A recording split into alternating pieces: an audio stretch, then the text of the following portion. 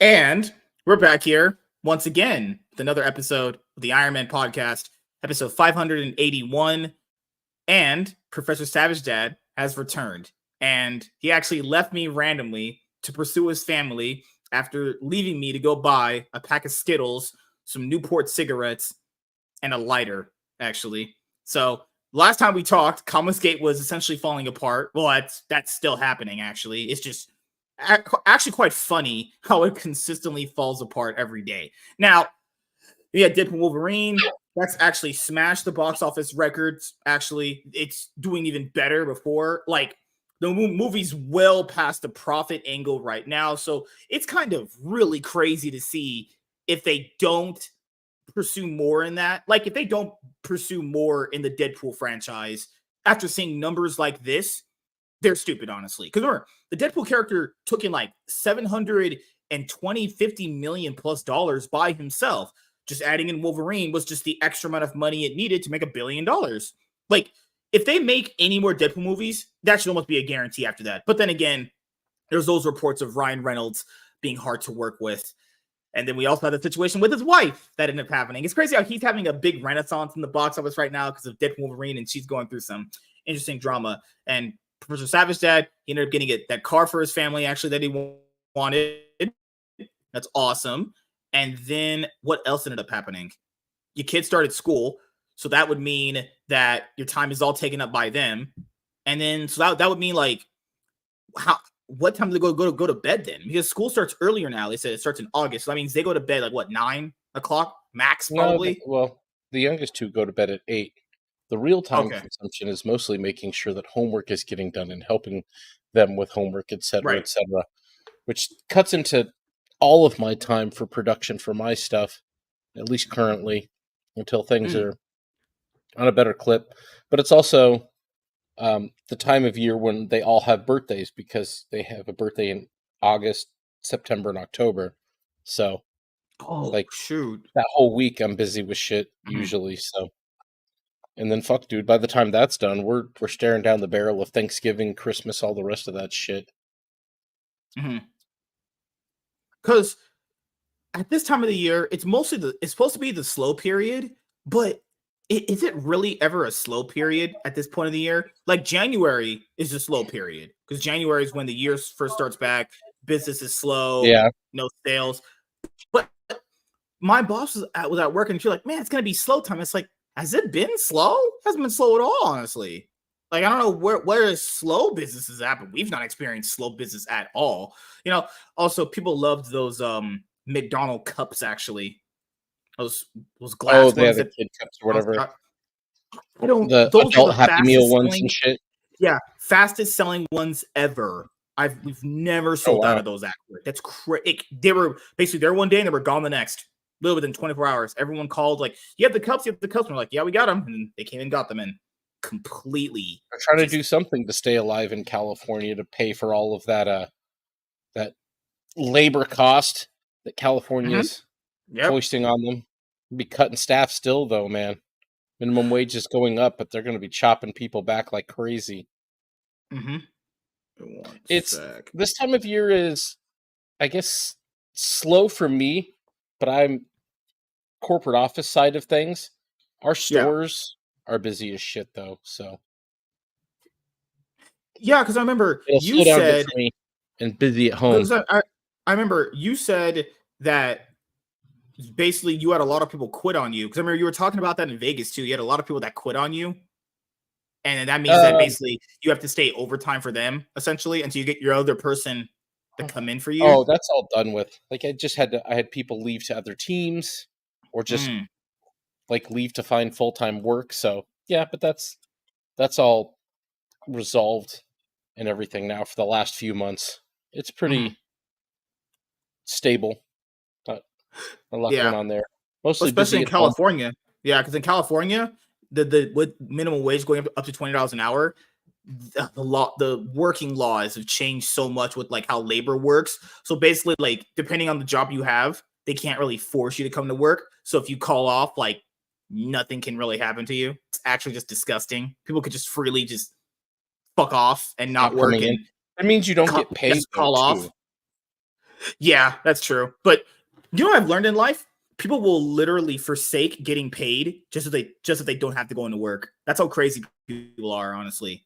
They'll literally not come in knowing they'll make less money just to not come into work. And it's like, dude, I would only not come into work unless I'm so sick I basically can't move, or I'm just dead. Yeah. But I'd rather just make the money and just know that bills are okay. Dude, there's even been years in the past where I went to work when I was sick. And I look back and I was like, yeah, I probably shouldn't have did that because that probably got someone else sick and that makes things even harder on me long term.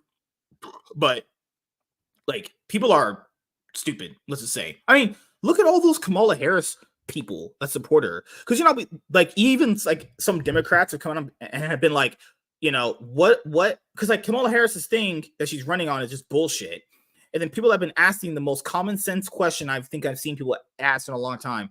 Okay, so if she's vice president currently right now, and she was running with Joe Biden, all these things that she's talking about doing, why did she try to not implement them right now? And that's why I've not liked elections many years. Because 1776, where I posted that tweet and she told me that stuff. To be fair, people know I know this stuff already. I don't typically care for politics because it doesn't interest me that much. The only reason why I've taken interest in looking at it more now is because it's so involved in everything that I don't want to put my head in the sand anymore. Because back in the day, I don't want to be one of those people anymore where I just like put my head in the sand so far where I just pretend it doesn't exist. It definitely exists. It's just you have to apply it whenever. That's why I never liked elections, because you're going to go through all those election process. Someone's going to get elected, and then they aren't the end all be all, because there's another subsection of the government basically where they keep that person in check, but then you have to think to yourself, who keeps them in check then, right? So what's there an election for? Then what's an election for then if the president can't enact the things that they want to do, good or bad, depending on they have to. They have to be able to work with parties or get their party in power in more of government, and if they don't, then for the most part, government doesn't do a lot, which is fine. I'm good with that for the most part. When government doesn't do a lot. I didn't think 1776 was still talking to you, but blocked you. No, it's just woman stuff. We just talked it out. She's a woman. They have very interesting ways and logic of doing stuff. I'll just say that.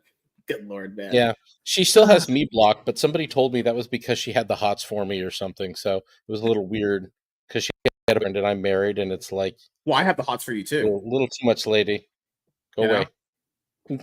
I'm just saying, hey, you can do that all day long if you want to. What about me? Hey, just saying, Tiny, if you're single, you can come get BBC. Well, that is just saying. My mind went off in the deep end right there. Tiny's asleep, bro.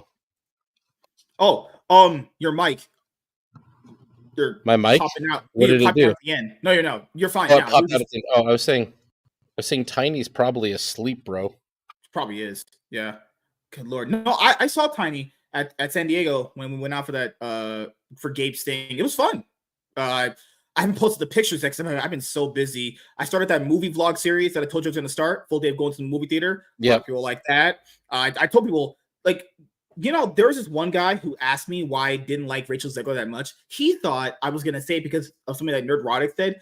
I told people this before. I can like people like Nerdrotic and Gary. Oh, sorry, Nerdrotic, Gary. I like those people. I've watched their content. We've literally even met them in real life. But that doesn't mean that I agree with everything that they say 100%, because no one does that anyway, Because he asked me something about Rachel Zegler, and I was like, dude, I've watched movies she's been in. The first one I saw was West Side Story, which is a remake of the original classic. Yeah. Because remember, she was talking about this like Snow White thing with like the love interest being weird, right? So she's gonna have a problem with the Snow White love interest being weird. But the love interest in West Side Story climbed up a fire escape just to go inside her room at one point to have sex with her. She didn't say nothing about that when she was filming that with Steven Spielberg. That's Steven Spielberg's movie. He directed that one. Yeah.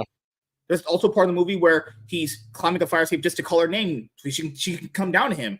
A little weird, right? She didn't call out that, but he thought just because I had seen a Nerdrotic video about her, that means that I just believed and absolved everything that Gary said in the video. Like, dude, I've seen her movies. I've seen her in movies. I know how I can just tell how she is.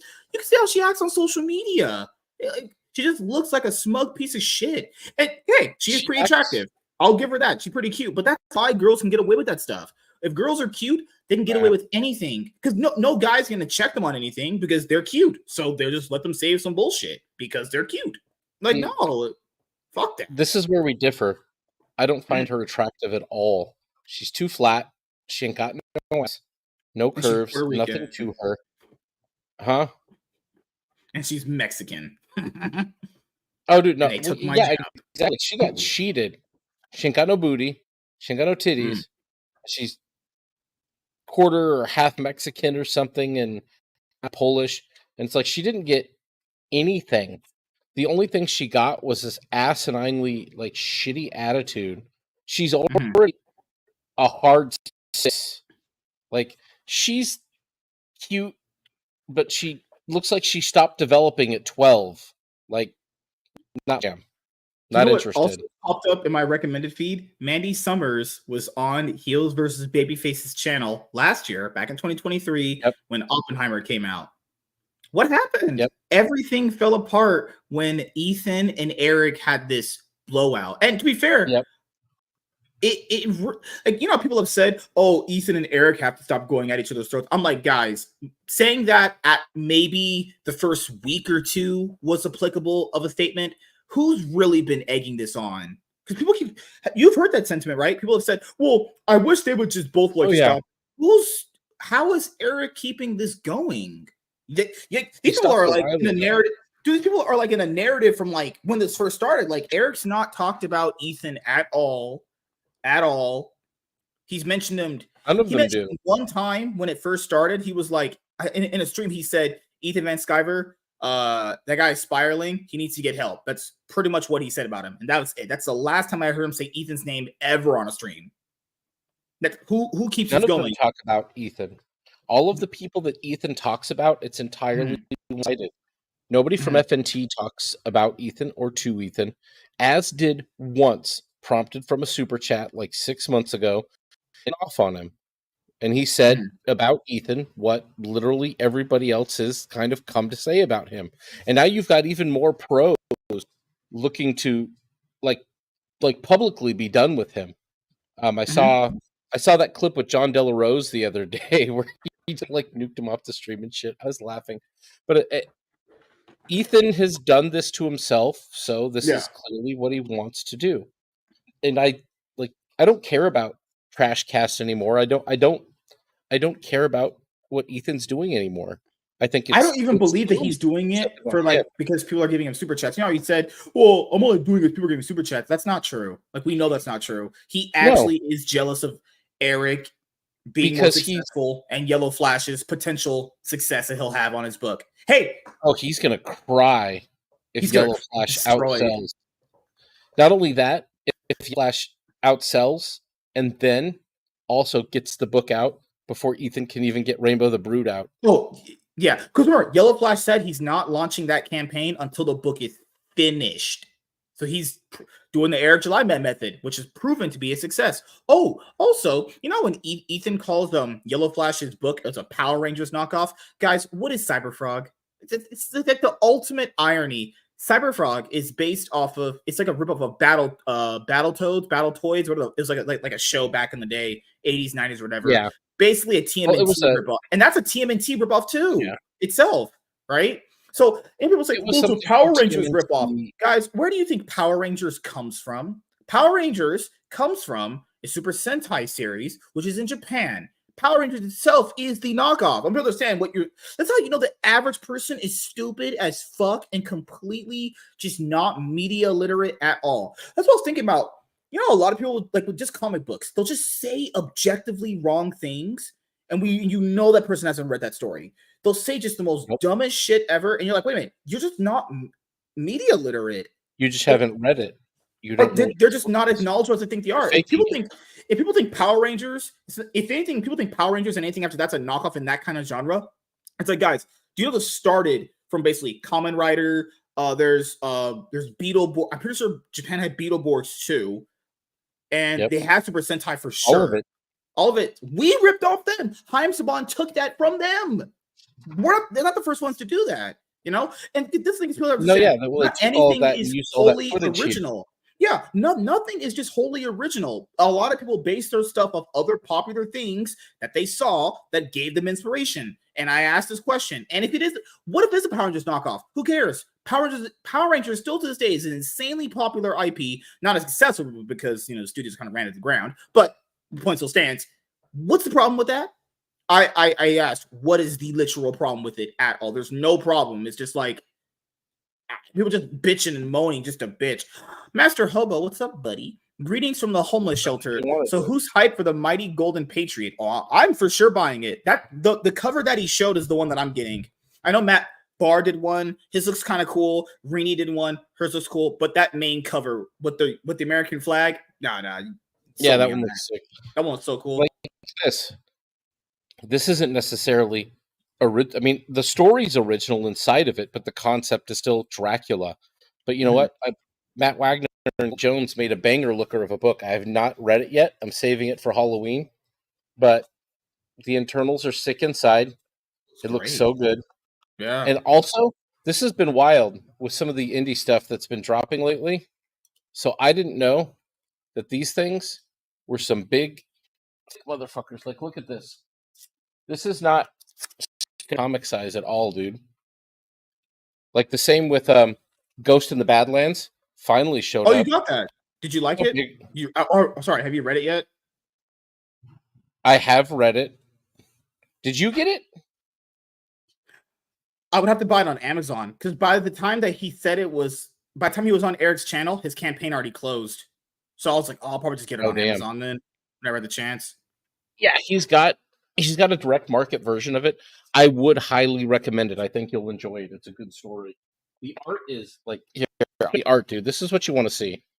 Like, let me find this page. Besides the cover, like one thing that I'll talk about the art a little bit, and we can review when you get it and read it. But this is George Alexopoulos, G Prime, like, and he's just got these sick internals, dude. Ooh, like, that looks amazing. The art is so good. The color is so good. Like this is the color version of it. There's also a black and white, but he did such a good job of like capturing the desert kind of look to it all. Oh yeah, that's a great one there. Just boom. Like, there we go. Like here. Now I figured out why your mic is doing that. It's probably because it's not close to you. Yeah, because I'm out, so I'm trying to make sure I keep close to it, but it backs up when I move. But the all you gotta do is just deep throat color palette he chose. Yeah, I know.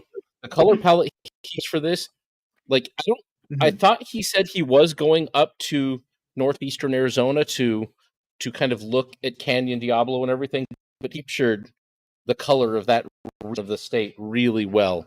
Like the palette is great. I have a great deal of appreciation. It was good. And this book as well. And you know what? These things showed up. This showed up early.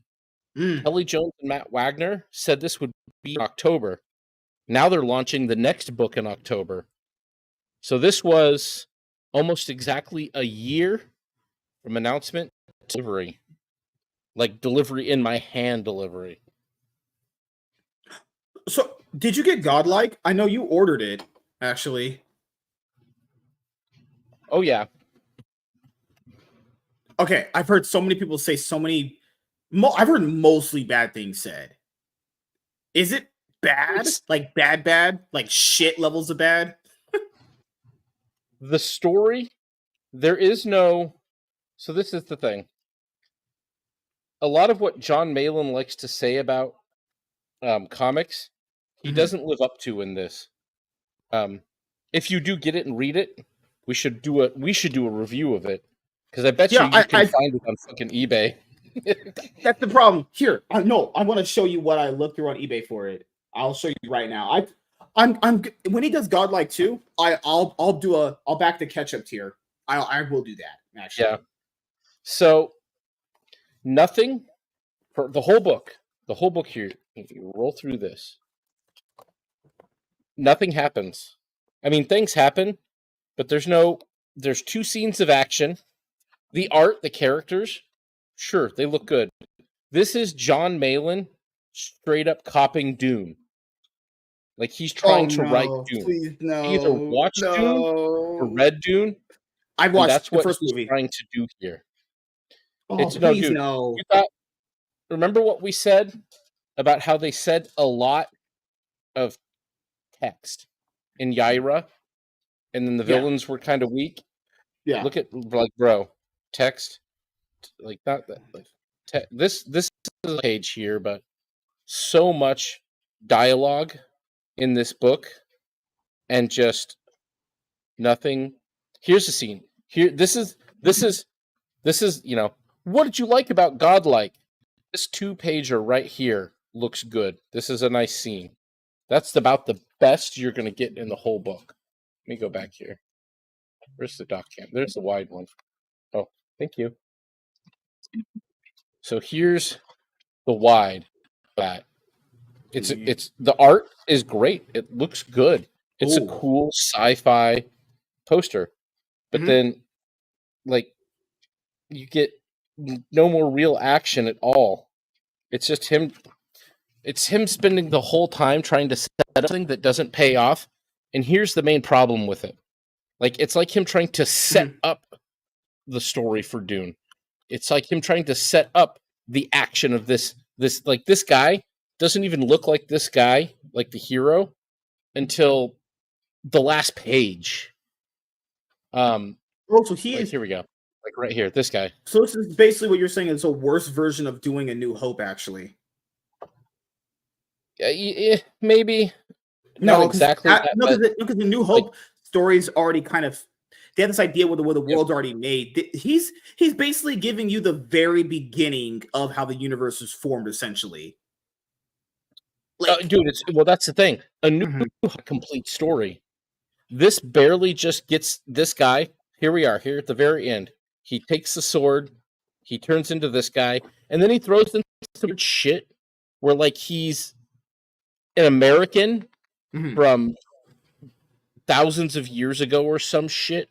Like, you've got a in here, like the shit at the end, and he's got crosses and a windmill and all this random shit at the end that makes no sense. Then you get, here it is, look, you get this guy at the very end, and then it ends. That was kind of cool. So gosh. It looks so fucking. But here's the problem. Here's the real problem with this. This only works. The whole story could work if 2 or 3 months later, issue 2 came out. Like, he's not even launched book 2 yet as a thing, as a campaign, which means you're probably looking at 3 years, maybe 4, maybe 2 if you're lucky.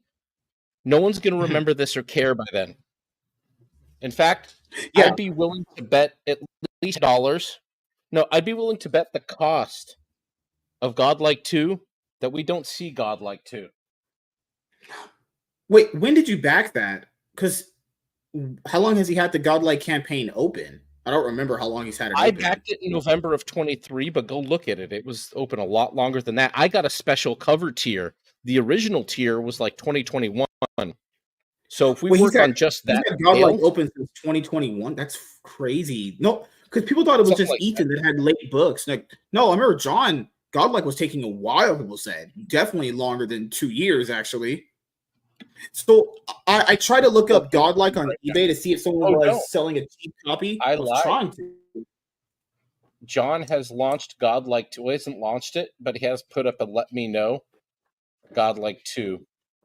So I signed up for it. I'll get the freaking thing. I don't care. Even if it takes 2 years. This is the thing. It's I'll be in for the road.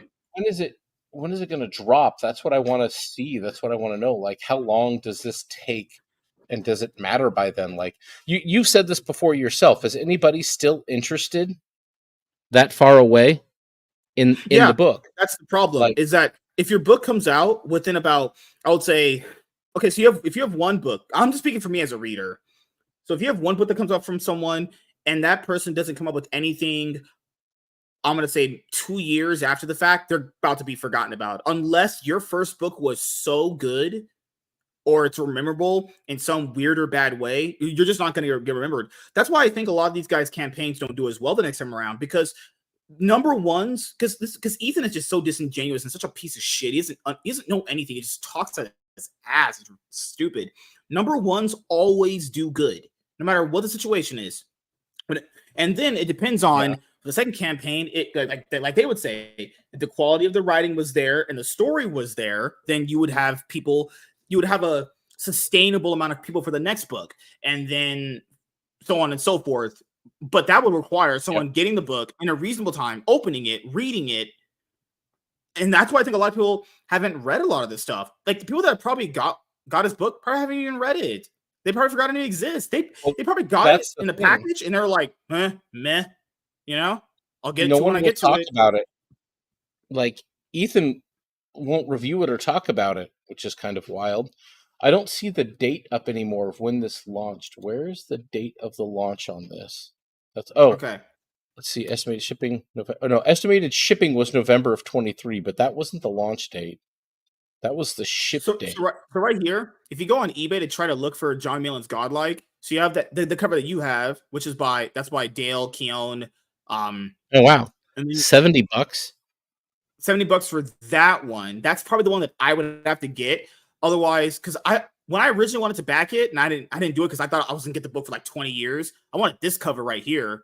I mean, if I didn't, so I'll probably end up getting this one because I could just pay it off anyway. It's not that much money. You can pay it off over time. When I pay off these omnibuses, because I made a purchase. I made a big purchase for the channel, 2 of them back to back. I got a new headset. You don't know this, but this earpiece right here, the ear cushion, it fell off this headset. So I went and got another headset right here. So I bought the new headset, and I was saving up to build a new I was saving up for a new PC or a new tower, essentially. I have the monitors. And then I got paid, and I spent money on another thing that I wanted for the channel because I really, really want to do this before these other new things come out. So this is probably the one cover that I'll get. I can see how much. The problem with the sale is like it's got one sale. You know, it's like I don't know if I should really trust this. I mean, it's in California, you know, and plus if I don't get the book, I can literally just like, you know, ask for a refund, you know. The other one is 175. 175 for that. 175 because it's like anything else for Godlike? No, there's not that many like sold listings actually. Who's selling them for that price? Who's buying them at that price? No one's gonna buy these. Like, who's gonna buy this for 175? 175 plus $5 shipping, and if you add in taxes, that's gonna be like 210, 205 for this. 205 for this. Yeah, that's a lot. That's a little bit more reasonable. I mean, this is probably the most reasonable one right here. He's got about 78 sales, so that's not that bad. It's okay. It's wrapped. All right, so this definitely launched in early summer of 2021 is when Godlike launched. And I've had it for maybe a month now. So basically, so it looks like maybe about August of 2021. And I'd say roughly about the beginning of this month I got it. So 3 years. So at that scale,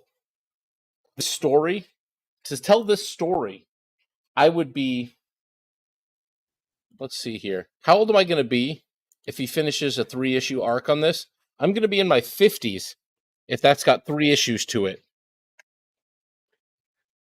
Because, dude, I've heard nothing but bad things about the book. I've heard nothing but bad things about this book.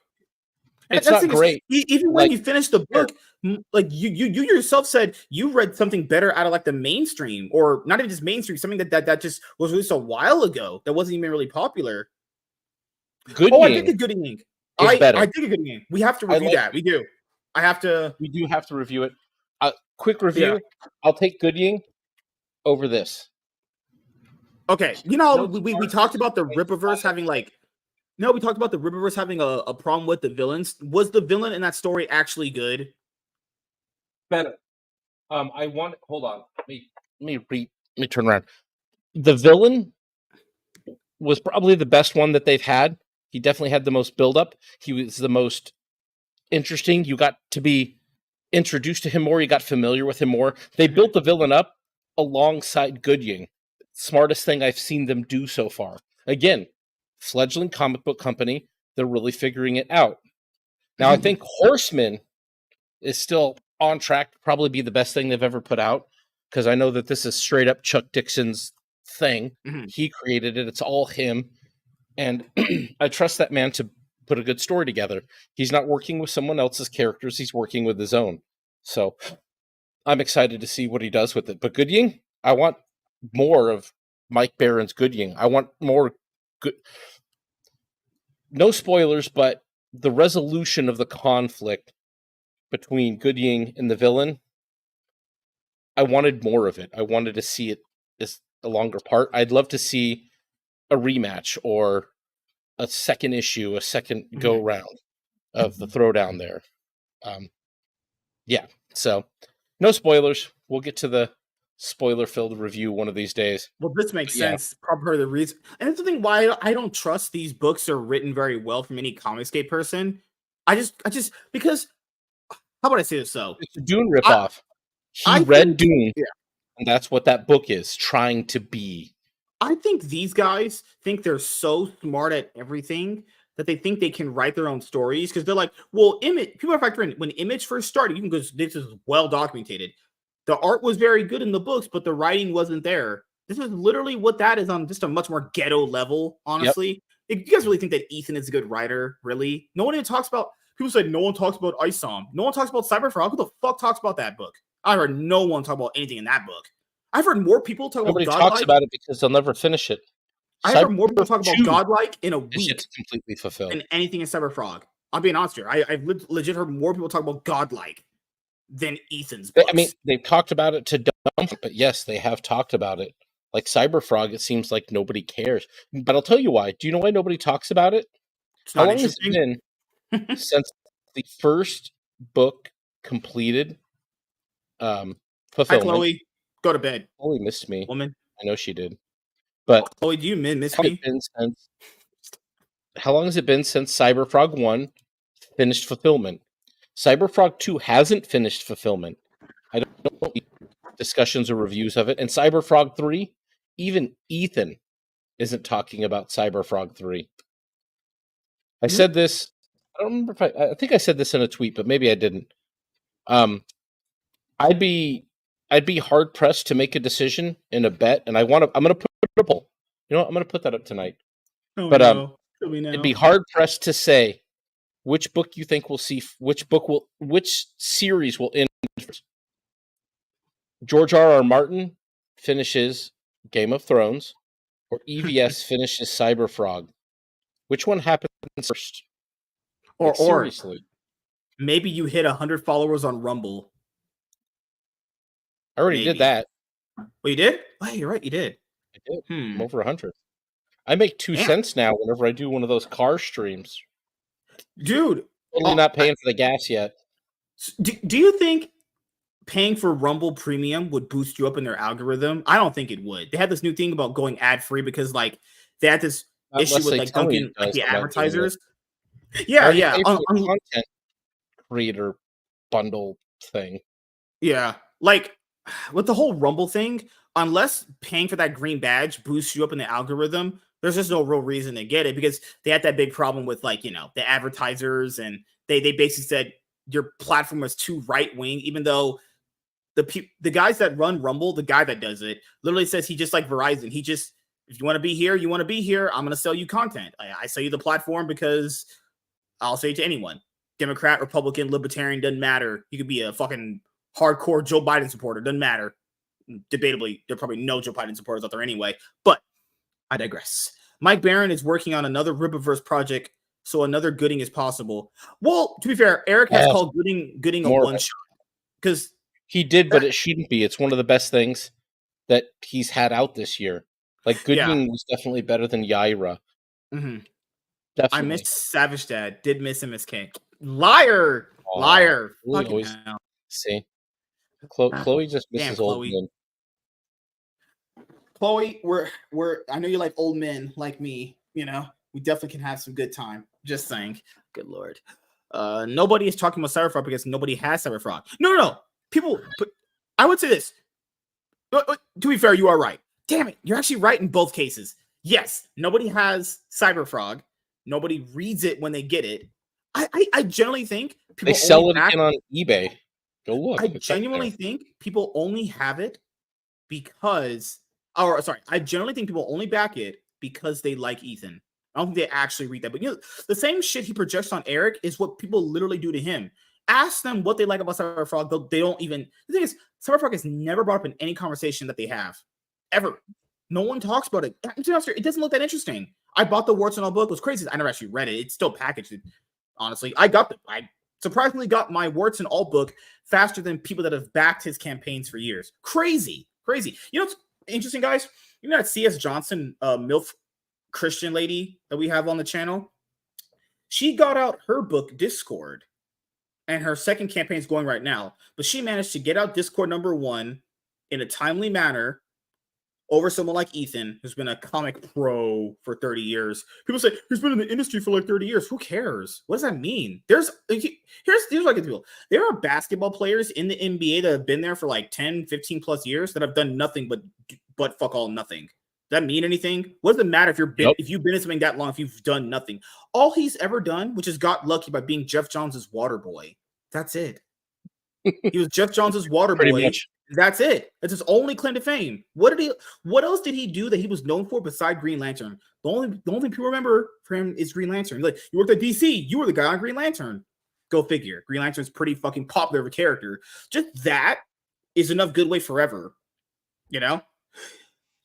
Chloe says because the books take years to come out. And then no one reads them too. Even if they come out years late, which is a bad thing in and of itself, and I agree with that. No one reads them. No one reads that shit. I hate people pretend to me, oh no, we're gonna read it if it's quality. No, you won't.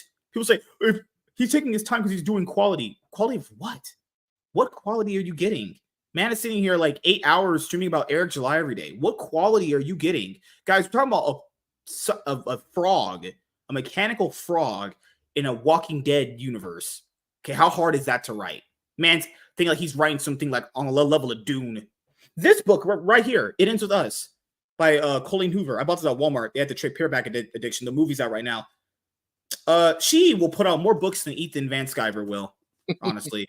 This had 30 chapters in it. Did I read it yet? Well, I got to the first words and I'm black, so I can't read, but point still stands. Remember when EVS said he's a better writer than Chuck Dixon? Chuck Dixon, who created Tim Drake. This thing is that first Chuck Dixon. I bought the Tim Drake compendium for his first appearance. I saw that. It's like so $30, right? 44. You could probably get an eBay seller for 30. Yeah. It depends because shipping. That's why I always say 40. That Tim Drake compendium. I love that original Tim Drake story. So fucking good. Nothing Ethan will ever write will compare to that. Ever. Oh, yeah, I have them in my cart right now. 33.24. Tim Drake Compendium 1. Nightwing Compendium 1. $5. I bought that one too already. Not bad, I bought them both. Those are huge, right? Those are like, those are 1,024 pages, dude. Yeah. No shit. Oh, dude. The Kyle Rayner Rising Compendium. I was never a huge fan of that character. That's my favorite Green Lanterns are my Green Lantern, man. Really? All the John Stewart, Hal Jordan. Those are my boys. Those are my Green Lanterns. John Stewart and Kilowog. I like Kilowog a lot. He's cool. John Stewart is inarguably probably the most effective Green Lantern. But Kyle Rayner is the one that I started writing with. Oh wow, that's only 671 pages, but still, that's a lot. Because I had Warts and All, and it was garbage. I'd imagine on Mars. I really only bought it because it looked cool. This was also back when him and Eric were somewhat friends too. I have Warts and All as well, and the thing that I felt about this is I remember Cyberfrog. I remember being in the comic store and seeing that on the shelf next to all the rest of the indie shit that was poorly drawn, that just was trying to be extra. It was this crap that you saw on the shelves in the 90s because everyone else saw what happened at Image and thought, oh my, we'll be next. We're going to put out some really, I don't know, modern looking kind of indie art, and people indie had own thing back in the day. Indie books basically look like shit. Some of them could be good. Scud, that used to be very interesting. It was entertaining, it was good. But most of the indie shit that people put out looked like Cyberfrog. It all looked like fucking Cyberfrog. They all had art like this, and it was all ass. Harris Comics, I don't even think exists anymore for a reason. Like, it wasn't good. None of that was good. And there was tons of it. Everyone was trying to get in on what Image had done, and none of them could recreate it because they didn't have, like, real artists behind them. They had indie dudes that they found on a message board somewhere, or who had been trying to struggle their comics for fucking ever and just failed at it. I don't even know how. I can't remember. I know Ethan's told the story of how Harris Comics picked him up, but it wasn't particularly impressive at all. And neither was the work that he did. It wasn't good. Chloe says, I feel like the only reason they buy Cyberpunk is to flip it. Because, you know, he says people always buy it to sell it. That means people aren't reading this. That's the reason. Oh, good Lord. Fuck it. That's how you can tell he's stupid. It's all over eBay. That's the reason why Marvel and DC. That's the reason why Marvel and DC have been doing good. Do you know what's crazy? I think this happens with Marvel and DC too. People aren't buying for the story. They're buying because the cover art looks pretty. People actually do that. I at one point did that myself. I know I did it myself. People aren't buying to read that shit. It would explain. Yeah, this thing is. Ethan has sales all the time on Trashcast. He has sales all the time. He's like, go and buy this hat that's on sale at our eBay store. Go and buy this shirt that's on sale at our eBay store. Crying over a $5 sale like a fucking fat bitch. Fuck that guy. How much do you think I paid for this? I paid $45, I think. Honestly, this. Oh, I can check right now. I paid $17. It probably was like. Oh, I bought it because it was one of the last ones that he had, selling it for like I think $30-$40. I think actually. How much is it going for on eBay right now? That's a real question. I don't even know. Let me see. Do you know what I would rather buy? X-Men Epic Collections. I was gonna start my X-Men Epic Collections because I can't even get a whole ton of back issues. That's why I told people, for me personally, when it comes to like my comics channel, I'm not gonna get too many like back issues. The only like, unless it's a 3 to 5 part miniseries that I can go through where I can finish and wrap it up like the Deadpool Wolverine series we have, that's what I'll do. You know, but if it's super ongoing and if I haven't started it like the first 2 issues, you won't see me review it until you get a trade. Because like, you know, people do like back issues. I'm doing back trades because it's just way cheaper, way easier, more effective to collect the stories, and these things will fit better on shelves anyway. And everyone doesn't know, I am going to be doing a comic book channel update video very soon, detailing all of that. Yeah, the whole thing. You know how he talks about that guy, your boy Zach? I never watched a video of his. I watched like half of one from Eric's point of view because he was e-fapping it. Eric used his video in one of his videos. I remember that guy. He was recommended to me a long time ago. His name was Diversity in Comics. I actually really like that name. I thought that was cool as fuck. Diversity in Comics. Then he changed to your boy. Like, what the fuck is that? I don't know this boy. When someone says, do you know your boy Zach? I'm like, I have a friend named Zach. The name is so confusing. I like his name, Diversity in Comics. I like that name. So people say, Jawbreakers are so good. No. No one talks about Jawbreakers. No one talks about that book. No one even knows what that book is. I think I've heard of it, but I barely know what the fuck it could be about. Oh wow, it's selling for $45 right now. Is this that's relatively where I bought it. That's relatively what I paid for it. Yeah, not bad. Okay. How much is Cyberpunk get this for your kids. Did you see this? Because I know you said that you wanted to get your kids something more sturdier for their Sonic collection right here. You know how you have the Sonic trades that come out? Well, I buy the hardcover ones. That's why I buy them all at. And guys, tomorrow, Sonic the Hedgehog 3 trailer drops, actually. So we'll be seeing a Is it tomorrow or Tuesday? Yes, tomorrow. They said earliest Monday, late Tuesday. So Tuesday morning, I'm thinking we're gonna get it. We've been waiting for that trailer forever. Good Lord, it's been a hot minute. So for all you guys who want to catch up on the current Sonic run of comics, which is also keeping IDW alive outside of TMNT. I mean, who else is buying anything outside of these 2 titles from them? Pretty sure you're not buying a Star Trek shit. This is not a DVD box set. This is a comic box set. This is a comic set collecting volumes 1 through 3. It comes out. It comes out, I think, in October. Actually, you can pre-order it right now. I already have the hardcover, so my hardcovers carry most of this anyway. But I might get this because it looks pretty cool. I'm that kind of comic collector now, where maybe I just get stuff because it looks cool, even though I already potentially might even have it already. The IDW next, collection. okay, so if people don't know, me and James reviewed Ultimate Spider-Man #1, the new one from Jonathan Hickman. I bought the subsequent issues to read. I just didn't do it because I was just so busy. So Yeah. Ultimate Spider-Man #1, Married with Kids, comes out in September. And same with Ultimate Black Panther. I think that drops, a month after that. I'm just going to get it in trade. Like I said before, if it's not a 3-part, 5-issue miniseries, trade. I'm getting that, Chloe. Yeah. I'm getting that for sure. And I'll show you guys how I can get it later on. But I will for sure have that game.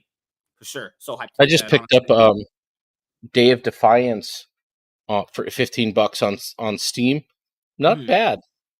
It came with a 3D printable. I got the special supporters pack for $18, and it came with a 3D printable character. Let me see here. You just reminded me, I've got some shit on order. Ooh, I picked up John Wick, all 4 movies on Blu-ray, $17. Pretty simple. Let me get to the books here. So I have some back-ordered stuff that's going to basically eat up my comic book money for the next couple months. Once I roll through all the children's birthday presents here, let's get going. So I've got Destro, December 3rd, dropping. So I'll be reading Destro, absolutely. I'm going to pick up issue 1 of G.I. Joe in November, probably multiple covers, strictly to flip it. That shit's going to go right back on eBay after I read it. The very first issue that I read was good. Might have been a little overhyped, but it was good to me. I enjoyed it, honestly. But I only read issue #1 for Ultimate Spider-Man, the very first one. I only read issue 1. It was pretty good for the most part. It's a little overhyped by certain people, but if you buy it, I think it's a fine buy. I wouldn't buy the single issues on eBay because those are always going to be overpriced. Motherfuckers were selling that one single issue for like, damn, I remember before it had its reprints, they were selling for like 25 for an issue 1, a 28-page floppy for $25. That's crazy. Cobra Commander, not bad. You not read as it? good as Duke, but not bad. I did read it. Did you read it? Not yet. I have to find it. I bought too much stuff. I'm pretty sure I have Duke in my line of packages right here. I'm putting together another comic book haul right now as we speak. You should definitely review that as well. But dude, you can get this from Walmart, and we could be in our feelings. What is that? This is the novel. Who wrote that? This is the first novel I've ever, because I have a woman's side in me. I'm secretly reality, I should have been born a woman, honestly. I'm just kidding. Did 1776 do this to you, how? No. Oh, God. Oh. I might be a woman trapped in a man's body. Wow. Oh, here we go. Why don't I just click not yet shipped? So September 17th, Void Rivals 2, the second trade drops. I got that. So September is actually going to be 2 books I've got coming. Ultimate Spider-Man, Volume 1. I have that pre-ordered. $19 for that. $18 for Void Rivals 2. So that's September. My wife has Lore Olympus in October. That's her book. November, I've got Transformers 2. So definitely excited about that. But also, for sure. Something else. Oh, here we go. This I got, and I forgot that I pre-ordered this a while ago. But I like these books, and I like the character. Uncle Iroh, easily my favorite guy from Avatar. It's just dropped. It's hey, I'm not misogynistic. I just call out women bullshit. But I love you, Chloe. You're so hot and cute. Good Lord. You just do it for me. I'm just kidding. No, was that directed at me? And was she asking for massage anistic? God, man. Oh, God. What if she's like, we'll never see what she looks like? What if she's honestly just like a bomb smoking hot chick? If she's just like, man, these guys are so weird. You haven't seen she's probably looking at like we're actually just straight up incels, but I imagine her ass is just nice and plump. You put your face in it. Well, oh God, for science purposes. Great book. cheap. I haven't read this one yet, but I have a lot of the other Avatar books, and they're always enjoyable. So if you're a fan of Last Airbender, this is all canon. There's a couple other ones of these that I haven't picked up that I need to get, but Iroh's always been my favorite character from the series, so I picked that up. Oh, wanted to show you guys this really quickly. Ultimate Spider-Man #1. It's on its last time I checked, 7th reprint. Ultimate Spider-Man #1. 7th reprint. That means that would have to be like almost 40 variant covers actually. I spell Ultimate. Ultimate Spider-Man. Good Lord, I hate ads. Ultimate Spider-Man by Jonathan Hickman, Volume 2 comes out in 2025, but Volume 1, like you said, Volume 1, Married with Kids, drops in September. So if you haven't been following the series, I already added this to my pull list. I read issue 1, so obviously it's just easier to get into the trades anyway. Yep. It's way simpler. Let me sign in really quickly. So also when I start the comic channel up again, I actually have a series where I'm going to help new people get into comics who have not been in, or just who are, let's say, hesitant or don't know where to start in comics actually as well. Not from like even characters, just find the basic modern things you should know. I'm going to help the people that are hesitant on getting in due to I think people are just overwhelmed. They probably haven't got in because you're overwhelmed, and don't worry, I'm going to help you with that. Actually, I think I know I pulled Ultimate Spider-Man Volume 1. Ultimate Spider-Man by Jonathan Hickman. Jonathan Hickman's another interesting writer. I'll say that. Oh, I bought that Daredevil book that you said, the Joe Kelly one, the saga. So you have the omnibus. That omnibus you have, that Daredevil one. Oh, the Deadpool one? Not Daredevil, Deadpool. The Deadpool. Yeah, that one has not been reprinted, or there's no new edition. That one goes for a decent amount of money. Let's just say that. Good God, man! Really? I'm gonna look like, because there's some older omnibuses. Last time I checked, it was there were some hundreds there added to it. You have Avengers versus Aliens coming out. I'm definitely pulling that. Void Rivals is on issue number 12. Yeah, it's also been confirmed that Daniel Warren Johnson. It's a lot, right? It's a lot of money. Yeah. Oh, then there's the Daniel Way omnibuses. I never read I read the Daniel Way stuff. It wasn't bad, but holy shit, dude, $300 for that? Yeah. It's never been reprinted. There's no second printing. There's no new printing for it. They reprinted a lot of it in that Daredevil Joe Kelly saga book that came out like a month ago. The Volume 1. Had the white background cover and shit. Omnibus Volume 1. What is this? All right, so I'm getting Alien versus Avengers #1. Interesting. It's still sealed. Brand new sealed of that Deadpool is right here. Fuck me. This is this is coming out this week from Rob Liefeld, Deadpool Team Up #1. So as people know that he's not going to be doing Deadpool anymore after this series. This is the last Deadpool series actually from him. I'll get it. I don't know how this is going to be a last series. It might be the last Deadpool series period because they're killing him and replacing him with his daughter. I never took that storyline with the kid being his daughter because it wasn't really his daughter. Deadpool corpse. Like, it is a mini series because you can see it on the trade. The trade says issues 1 through 5. But that's the thing though. If you look up Daredevil's comic history, he never really gets past 10 issues. For some reason, people just start strong with this character and just fall off. Yeah, they just follow this character. Yeah. I'll read. I mean, it's only 5 issues. I'll get it. They stopped taking the character seriously, and like Daniel Way was probably the last time somebody made a half decent effort of it. Gail Simone was the last time it was good, and it was only ever really great when Joe Kelly wrote it. Oh, speaking of great writing, Daniel Warren Johnson has been confirmed. He's done with Transformers after issue 12. So after the second arc which would be No, volume 2 24. trades. Is 24? Oh, he said 24. Yep. He said 24? Okay. 24 issues. 24 issues. So that's what? Was like what? Another volume, Yeah. essentially? No, that's going to be another 2 volumes. That's going to be 4 volumes. 24 Let me see, issues is going to be 2 years of him on the book. So I usually try to see what trades are coming out. So I know I'm getting Avengers, Aliens, Deadpool team up #1. Nothing else here really excites me. Unless I'm not getting a trade. X-Men 3, I already got that. X-Force, I bought book 1, but I don't know if I'm gonna get book 2. Let's see what else is down here. Any worthwhile reprints? Probably not. I don't know. Oh my god, guys, they're reprinting Batman Volume 1.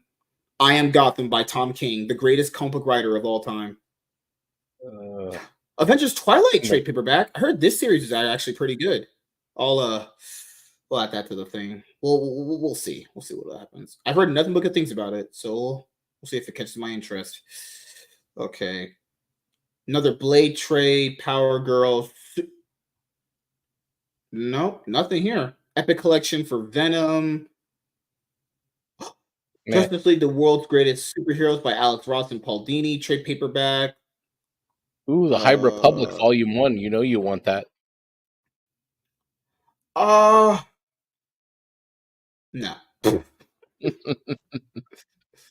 Oh god, I just looks like some hot shit. Let's just say that.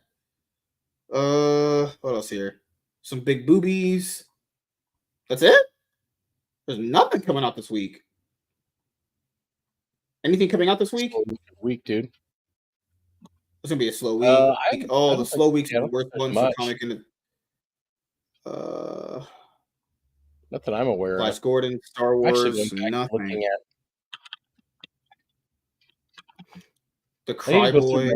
I haven't read my last Avatar books in a minute. I need to go through and see which small stories I'm actually missing. This one's so weird. New Iron Man Omnibus, Berserker. I bought the first book for Berserker. Well, let's see if it's actually pretty good when it comes in to me. Nope, It's gonna be a slow week. It's gonna be such a slow week, guys, to the point where DC is reprinting Volume 1 of I Am Gotham. Guys, you can literally go on Amazon right now and buy that for like $3. Right now, you can buy that. What new version are you getting out of that? It's the same shit. That's not even a different cover. Or you could do something valuable with your money and pick up the Tim Drake Compendium. I think I have 1,000 pages. Or you could just go buy Batman Year 1. That'll save you some money. Batman Year 1 if you want cheap. There we go. I found it. If you want to get something good, though, also good, you can get with a shit ton of content to read. I always tell this.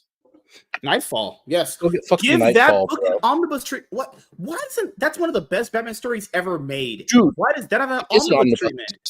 Look at how huge this is. There's 3 of them this big, dude. This thing's glorified compendium, essentially. Yup. Basically. Look, right here, everyone. You want to read Batman I Am Gotham by Tom King? Right here. This fucking costs like $4 off Amazon. It's like, this is stupid. Why would you buy that?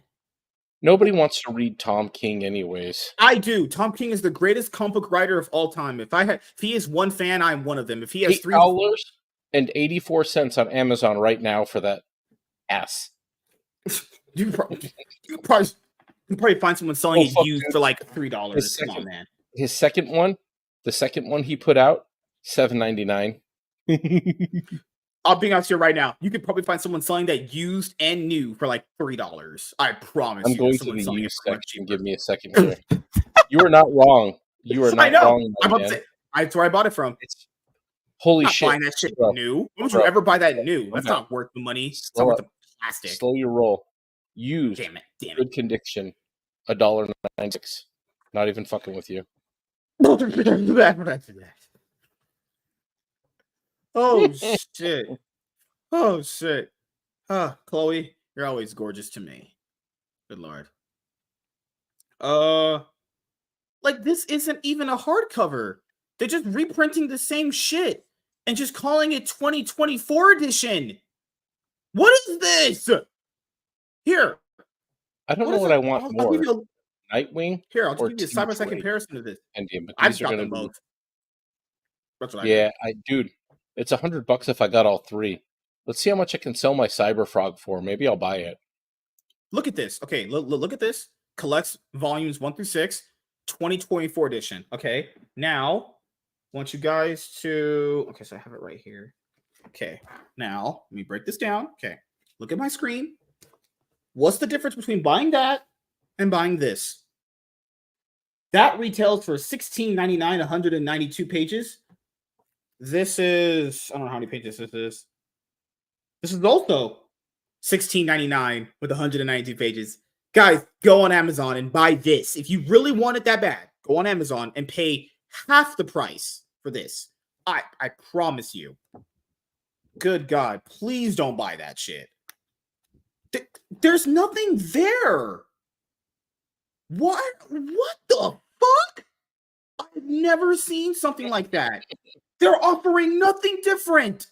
Unless all this is different is 2024 edition. And I asked, what is the difference between that and this? This is the same shit. Dude. Oh no. Look at this. Okay, guys, look at this picture. Look at this picture, okay? And look at that picture. That's the same fucking cover. Yep. I have to do a video on this. I have to do a video on this. This is the dumbest thing in the world. This is quite literally. You should. Oh no. I'm gonna rate. I Oh my. reprint it full price or get it for $1.96. I am the grapest of wallets. The difference is my wallet. Chloe, that is true. Chloe, well, to be fair, if you buy the book on Amazon, it's like $3 for people will sell you new versions of that for $3 off Amazon. And don't worry, Chloe, I'll just buy it for you. I'll be your sugar daddy. I might actually sell Godlike for that simply because I don't think that I'll. Like I said before, unless he's going to have the next issue out within the next year, it's a problem that all indie books really do have, though.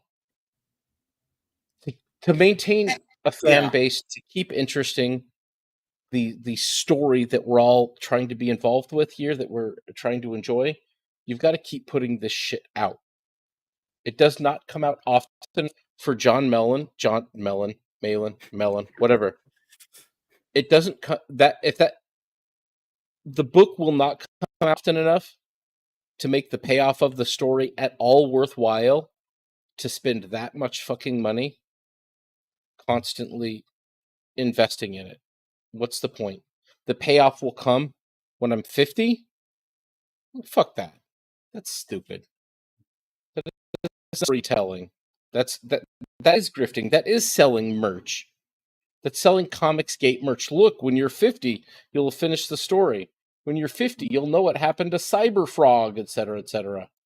Like, is anybody going to care by then? I don't think so. Oh, and the thing is, I know, and this thing is, we know why indie creators take a little bit of time to get their book done because, you know, funding and printing and all that stuff. But if you're at, like, let's say Shane and Ethan and John Malin's level, they should be at a point in their careers doing this where they could get the books out faster, you know? If Razor Fist has enough, like, they aren't. Oh, let me go put that in my cart. Story. Go get it. Put it in your cart. We're going to review this shit.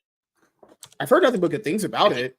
If it's very good, the art is amazing. If they manage to put another one of these out next year, I'm in for it. But what's great about this story had a beginning, middle, and end, and it's done. But it does have the potential to continue. What John Malin gave you was a fucking preview book.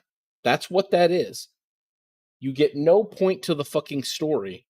It's like he's trying to set up Dune, which means he's got 3 more books probably to put out to tell that whole story, maybe, if not more. He's building this huge, grandiose thing that he's, you know, he could get Parkinson's by the time he finishes doing it and is unable to draw anymore anyways. Like, what's the point? Now, see, with this, I know for a fact they've got 4 books. This is the first one. This is The Impaler.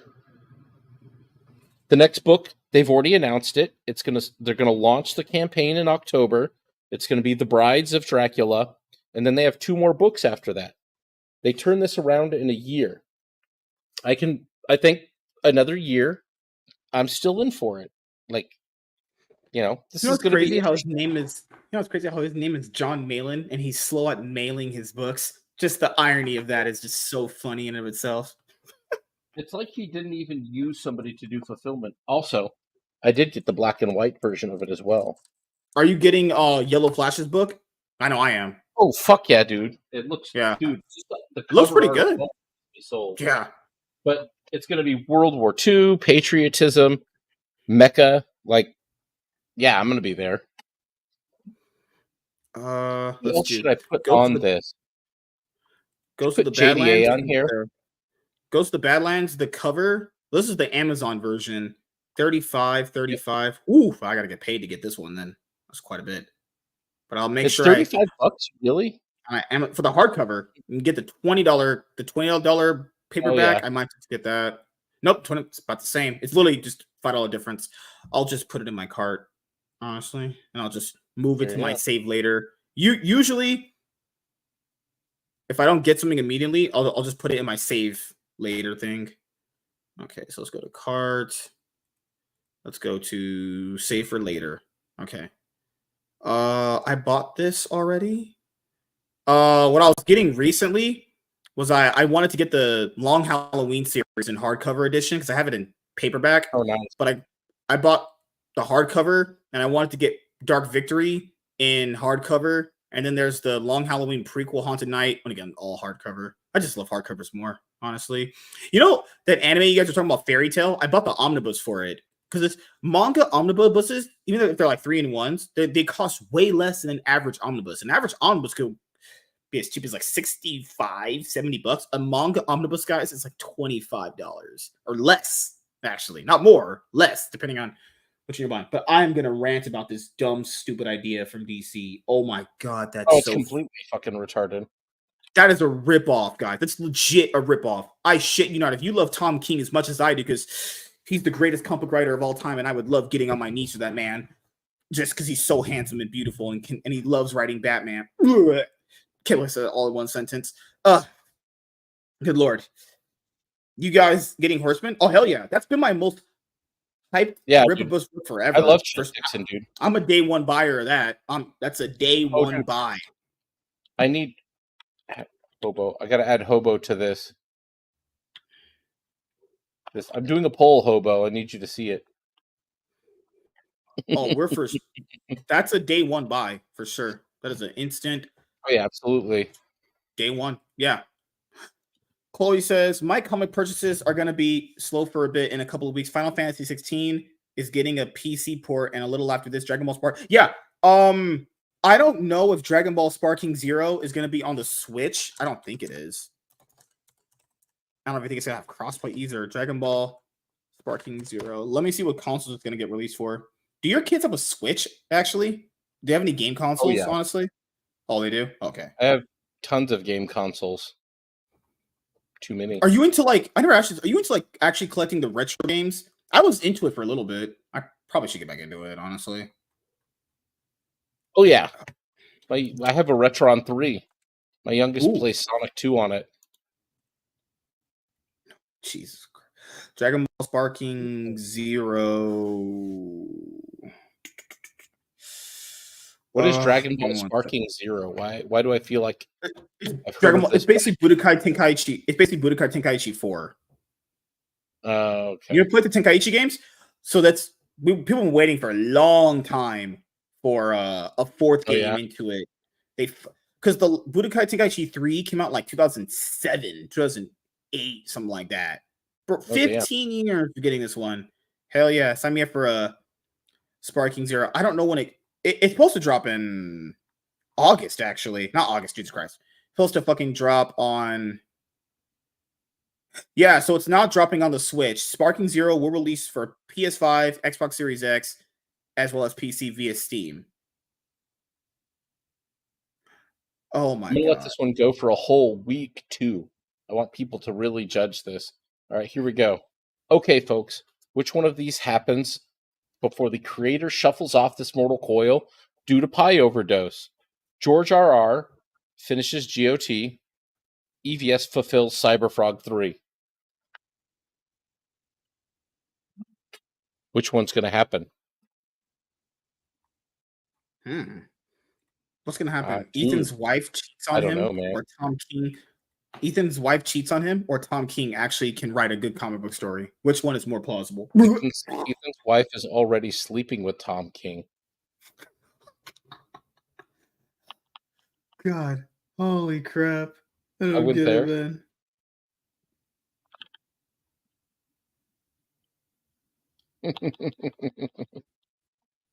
All right, I can't think of anybody else to add to this. Who should be added to this poll? Who to make sure this is in front of?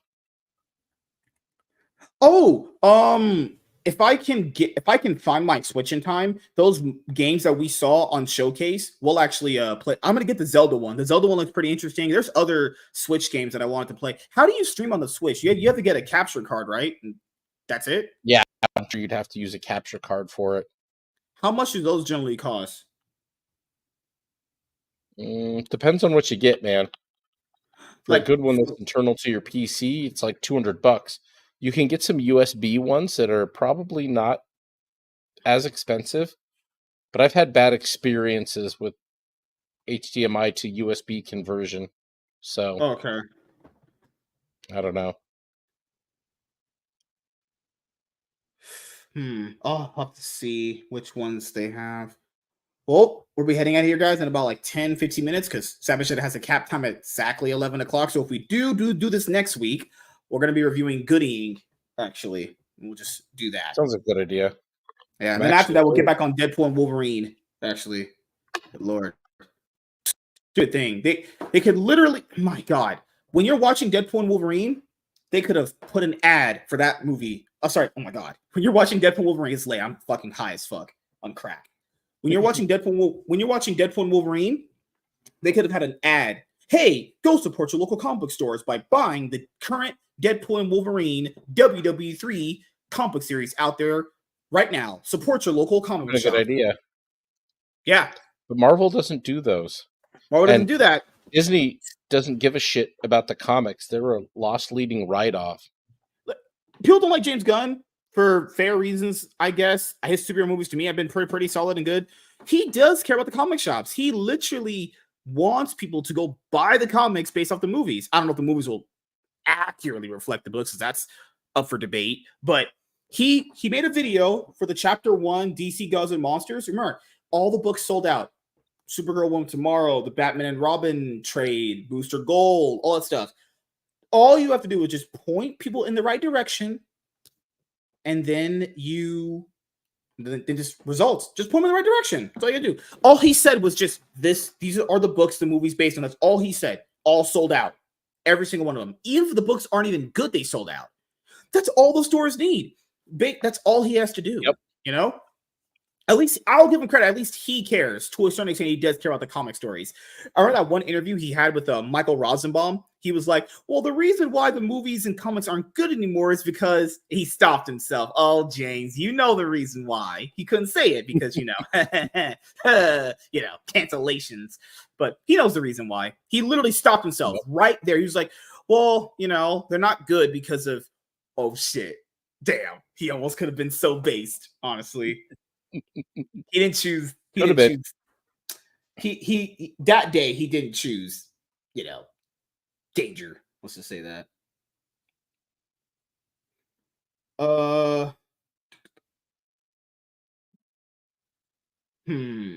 don't know. What else is there to get? There's too many books. So I have to go to the Badlands thing in my cart. I'm not slowing down purchases of comics because of money. I'm just, next time I get paid, I'll make another haul. I'll usually just make about a good haul every week generally. Or I typically buy my new floppies, even if I just collecting them. I usually buy them from mycomicshop.com. That's where I usually get all my stuff. I'll mostly put the stuff they have on trade there in my cart too, but sometimes they have trades that are for cover price that I think are worth cover price, but some that are slashing cover price too. So it just depends, honestly. But I'll say if you're someone that wants to get new comics and you're like, hey, I want to get them all off my pull list, even if you don't have a specific pull list, I would always say go to mycomicshop.com. I'm not sponsored by them. You know, I'll have videos talking about them and League of Comics Geeks too. Because people always ask, how do I do a pull list? You don't have to go into a comic shop for a pull list. You can do it online and you can write it down on your phone if you're on a notepad for all intents and purposes. That's why when I bring the comic channel back, you guys will have consistent content. You guys will absolutely love. I've been brainstorming ideas like crazy. I know you guys will enjoy it, honestly. What the heck? What else happened here? Let's see. Just hold the camera while playing the Switch. Yeah. How about now? Good Lord. That would be just stick a cell phone. Just hold the cell phone right here. They have a Incredible Hulk. I have like one. I don't know how many Incredible Hulk books I have. I have like two. I have World War Hulk, and I have like Incredible Hulk Volume 1, something. Master Comics King. That's literally what I should name my comic channel. I should do that. I should. There you go. But I'm an illiterate fuck, honestly. All right. But yeah. What else are there to go over, honestly? I mean, the Rippaverse $5 sale is crazy. Because I want people to understand, you can make money in different ways. Okay, so when Eric started the Rippaverse, made a lot of money. There were people. You're talking about a bunch of fucking communists. It's happening in the Yu-Gi-Oh community too. Just because you have a bad financial situation, that does not mean nor imply that everyone else is bad off financially. That you know how of a shitty, narrow-minded worldview you'd have to have that. That means basically you are so conceited and self-centered that you think that everyone's financial problems is the same as yours. They're not. The reason why Eric was making that much money because he built his platform. He obviously has a lot of fans, and people were definitely into supporting him on his first comic adventure. Not once, not twice, not 3 times, 4 times. 4 campaigns hit over $1 million in sales. Actually, Yaira #1's $1 million campaign was even faster than Isom's, actually. People are like, well, the Gooding collection made less money. Yes, factually, that is correct. But this is the time when the Goodings collection started, where he started it's a collection format. There's less items there, and it's just launched through the website and not launched in the traditional big fucking event campaign like the other ones were. And that campaign still did $260,000 by Gooding not really being all that popular of a character even after his first appearance, actually. You know? Still made $260K. Then after that, they did the Rippaverse Day to release the old items from ISOM #1's campaign. They made $56,000 in less than 24 hours on ISOM #1 stuff. For ISOM #1 cover A, B, not the creator's edition. You have to be a member for that. The sketchbook, those trading cards, those big ones. They made $56K just by releasing just stuff that was released years ago. Or 2022, so like a couple years ago. Then they dropped Ripper Z #2, sold very well. Then after that, you have the $5 sale. The $5 sale. So when I did the show with Jared and Phoenix Press, it was at $49,400 something dollars. It ended on Friday with $60K. People got paid, and they spent $20,000 in less than 24 hours. So I don't understand this mindset of like, well, but sales and stuff, you can make money one way, you can also make money another way. There are people that have the financial situation to pay up front. Then you have people that don't have the same financial situation that can only buy certain things like that when they're on sale. But that's fine too, because they want to spend the money. They just can't spend it right then and there. But you make money either way. It doesn't matter. And people say, but it devalues the comics. Okay, so if you are a fucking retard who invested in a mass cover print for a comic, for a variant cover, you're retarded. ISOM #1, cover A and B are the ones that aren't reprinted. Keep in mind what I just said there. Are not reprinted, okay? Those would be the ones that would retain value if you speculated on value. Cover C, ISOM #1, cover C would not hold value. It cover's really ugly anyway. It's terrible looking, honestly. But it's a mass print cover. It's supposed to be that way. Yep. It's not supposed to hold value like that because it's a mass print. Unless it had the most bombest artwork on it ever, maybe. But that's even still stretching it. If I'm being honest here, Razor Fist and G Prime caught some shit over that as well, because these were Razor Fist's publisher liked this so much that they said, "Hey, we want to put it out. Like we want to release this as well." mm-hmm. So that came out, and you could get it on Amazon roughly the same time this started shipping. Now these books were printed entirely out of the funds made on the Indiegogo by Razor Fist and G Prime. It also includes extra material, longer story. The page count overall is longer. You've got some of the internal artwork, some sketching, a little map at the back of the book, and Razor actually added the whole original script, if you're into that kind of thing, and an extra story and different guest illustrators doing different covers, a lot of sketch work, a lot of Razor Fist's sketch work. So his like initial concepts of the character, he also added in an actual like story here, cool. like another whole story that he wrote involving Ghost.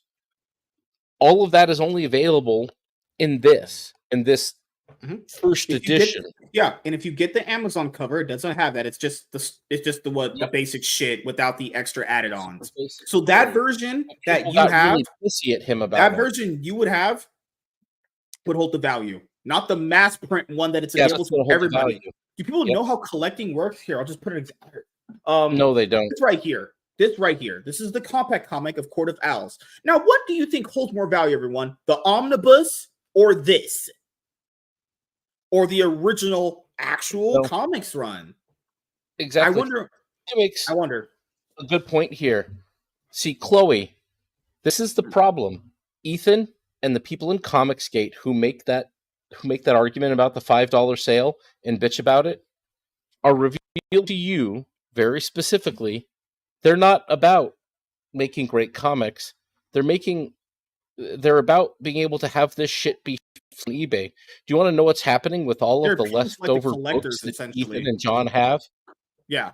Oh yeah. Well, this is the thing. All those books that those guys left over too, they're not getting sold in their stores. They're out there flipping them damn selves, either at comic shows for more money, would have been paid for, or they're selling them on eBay under alt accounts for more money.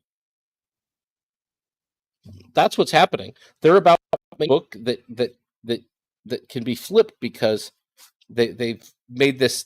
They're trying to invent scarcity where there's any, and it's stupid. They're also still, again, failing to understand Rippaverse Comics is not an indie creator thing. I mean, yes, he's an independent business owner at this point, not an indie creator. See, this is the thing they don't understand. What EVS does is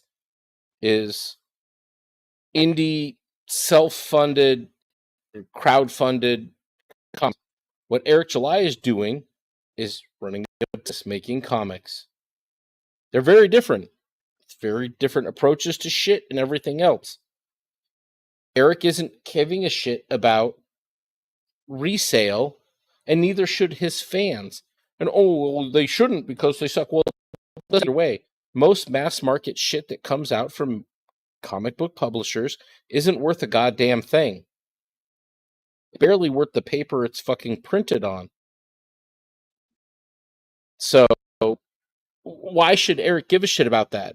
Eric is in this to tell a story.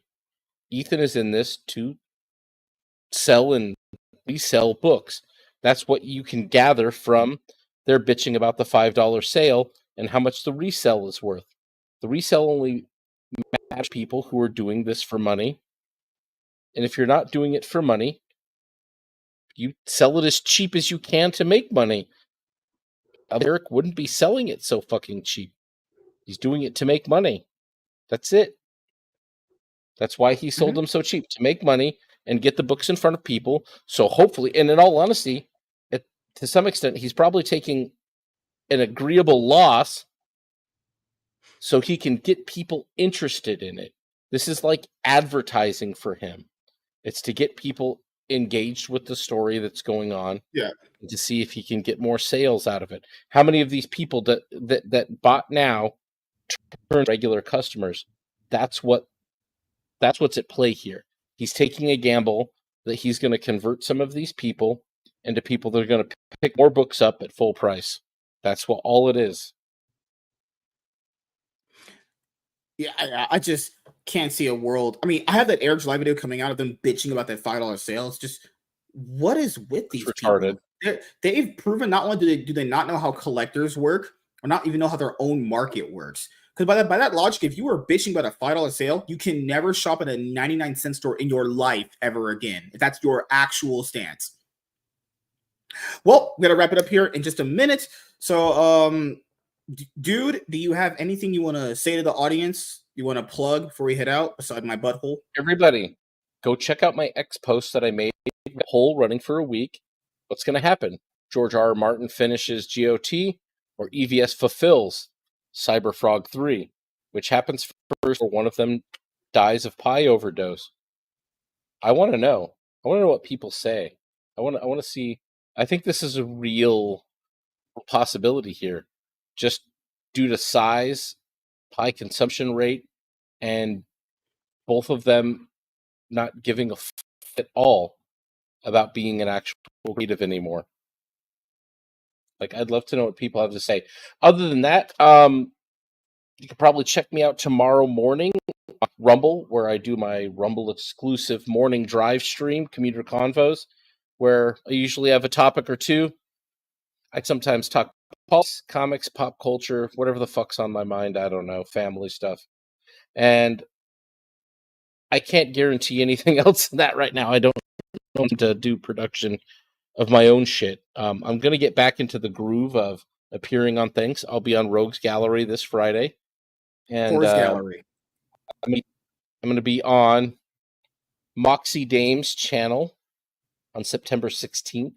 She's forcing me to come on and ridiculing me with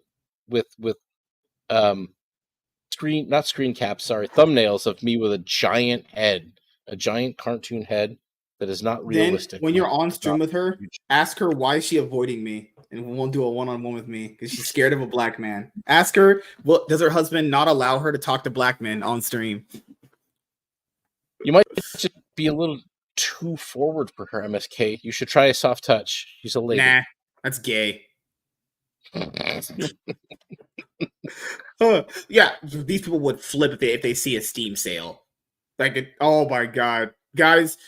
Okay, so since it's Batman Arkham Asylum's birthday today, Batman Arkham City, the Game of the Year edition, cost like $15 back in the day. You can get all the DLC content. Just that alone, you would assume it's like, whoa.